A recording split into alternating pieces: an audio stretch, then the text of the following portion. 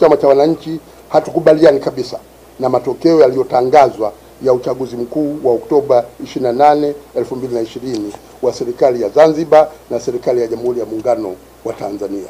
Tunasikitika kusema kwamba mchakato mzima wa uchaguzi uligubikwa na ubakwaji mkubwa wa demokrasia, ambapo mosi, wagombea wengi wa vyama vya upinzani walianguliwa kwa pingamizi pasi na kuwepo kwa sababu za msingi.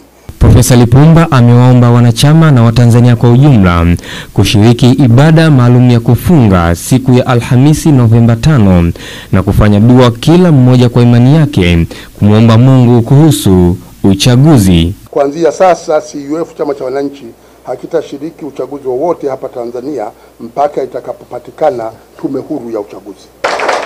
Kuanzia sasa, kwa kushirikiana na wadau wengine, CUF Chama cha Wananchi kitajikita katika kuwahamasisha Watanzania kwa njia mbalimbali kupigania katiba mpya yenye misingi ya demokrasia na utawala bora.